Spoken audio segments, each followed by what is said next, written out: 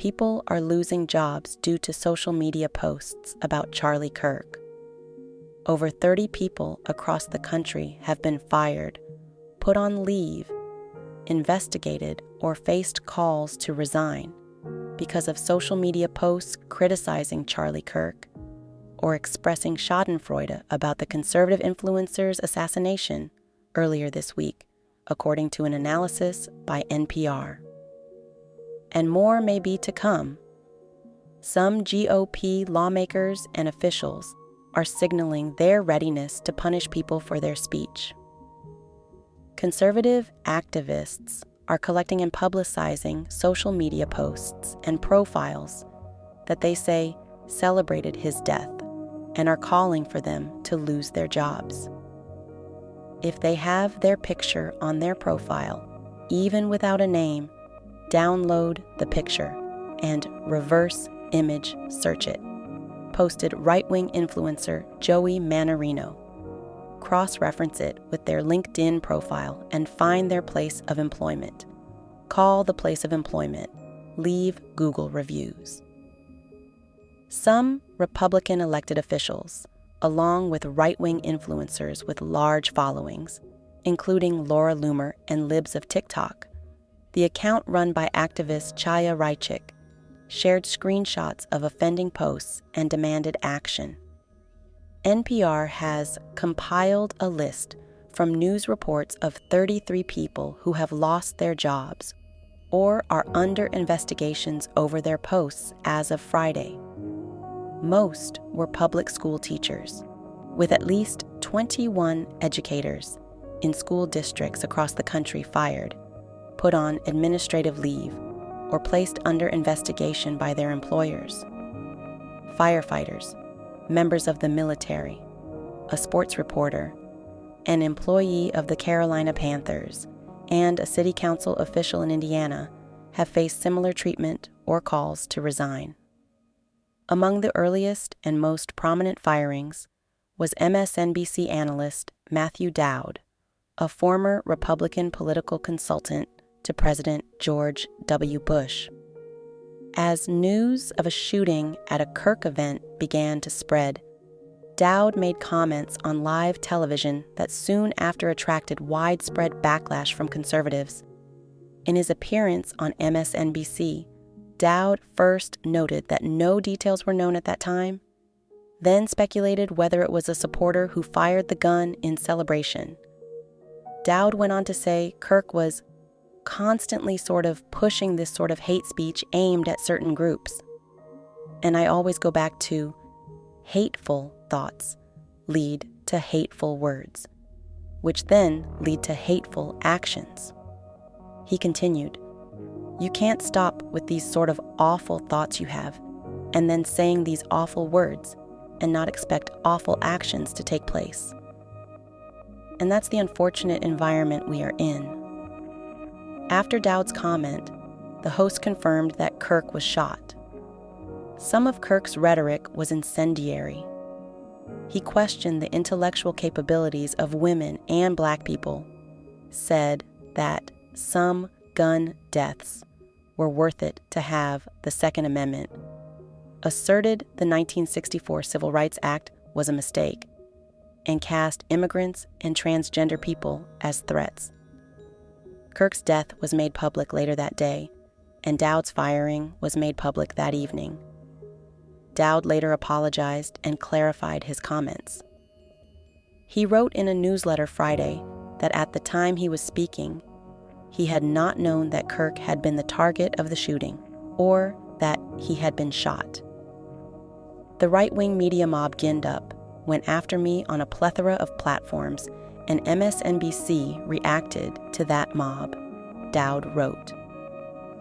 The result of the social media frenzy over commentary about Kirk's death is that some people who want to go down that path of debating the things that he stood for are essentially being silenced, said David Kay, a law professor of law focusing on international human rights, the internet, and free speech at the University of California, Irvine. Kay said first and foremost, Political violence has no place in a democracy, and people who celebrate such events are wrong to do so. But he said at the same time, I don't think that, in a democracy, we can clamp down on people engaging in debate over the legacy of somebody who was killed. What did people say? While online battles around social media posts have arisen in other murders or attempted murders of public figures in recent years, the campaign this time around appears more intense, in part due to a website set up anonymously called Expose Charlie's Murderers. The site corrals social media posts and the names, locations, and employment of people deemed to have been celebrating Charlie's death. No one behind the site responded to NPR's request for comment. As of Friday morning, the site featured over 40 people, and the organizers claim that it is being converted into a mass searchable database of over 20,000 entries. Wired reported that some of the people featured on the homepage have received death threats. I'm so sorry, President Trump, but the unemployment numbers next month in the jobs report are going to be very high, Loomer wrote on X on Thursday evening. U.S. Senator Marsha Blackburn, R. Tennessee, called for the immediate firing of multiple people in her state. This person should be ashamed of her post. She should be removed from her position, Blackburn wrote in an X post about an assistant dean at Middle Tennessee State University. According to screenshots Blackburn shared, the assistant dean wrote on Facebook, "Looks like old Charlie spoke his fate into existence. Hate begets hate. Zero sympathy." The assistant dean was fired, according to USA Today. The comments that led to investigations appeared to range widely in tone and content. A teacher under investigation in Oklahoma wrote, "Charlie Kirk died the same way he lived, bringing out the worst in people," according to a local ABC affiliate. A teacher in Texas wrote on Facebook, "Could this have been the consequences of his actions catching up with him?" And "Karma is a beach," along with other posts critical of Kirk's views, according to screenshots shared by Republican State Representative Briscoe Cain. Cain called for the teacher to be fired, but their employment status is unknown, according to Houston public media. Another teacher in Naples, New York, likened Kirk to a Nazi and allegedly wrote, among other things, "Good riddance to bad garbage," according to screenshots shared by Libs of TikTok. We have heard from many community members regarding concerns and outrage related to these posts. Kevin Swartz, the superintendent of Naples Central School District, wrote on Facebook, "I want to be very direct in saying to you that all of your voices have been heard.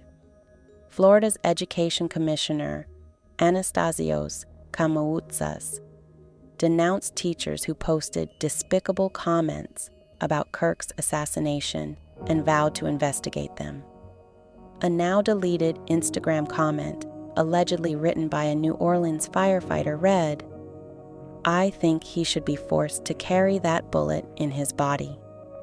That bullet has a right to be there because it's a gift from God," according to screenshots shared by Libs of TikTok. The state's attorney general then reshared the Libs of TikTok post, calling for consequences, and tagged the New Orleans Fire Department. The department has launched an investigation, according to a local NBC affiliate. NPR reached out to multiple people who had been identified in news reports as losing their jobs due to their social media posts, but they declined to comment on the record, citing fears about their safety and death threats they have received. Republicans in power lean in lawmakers, and officials at the state and federal levels also vowed to use their positions to punish anyone appearing to celebrate Kirk's death. Deputy Secretary of State Christopher Landau indicated his office might revoke the U.S. visas of foreign nationals over their social media remarks about Kirk's murder. I have been disgusted to see some on social media praising, rationalizing, or making light of the event, and have directed our consular officials to undertake appropriate action, Landau posted. Please feel free to bring such comments by foreigners to my attention. I am aware of posts displaying contempt toward a fellow American who was assassinated, Navy Secretary John Phelan warned. Any uniformed or civilian employee of the Department of the Navy who acts in a manner that brings discredit upon the department, the @US Navy, or the @USMC will be dealt with swiftly and decisively. U.S. Representative Clay Higgins, Republican of Louisiana, posted on X that he planned to use congressional authority and every influence with big tech platforms to mandate immediate ban for life of every post or commenter that belittled the assassination. In a marked departure from the Republican Party's stance in the past several years, which has equated content moderation with censorship, I'm also going after their business licenses and permitting their businesses will be blacklisted aggressively. They should be kicked from every school, and their driver's licenses should be revoked, he wrote. Loretta Ross, a community activist and Smith College professor who researches authoritarian movements, told NPR that Kirk's assassination was a tragedy that is now being used to clamp down on free speech. She referenced the McCarthy period when people were punished, fired, blacklisted for having opinions that the government didn't like, and warned against an overreaction. It's really sad and tragic that someone's passing just becomes another way to further an agenda that further divides us.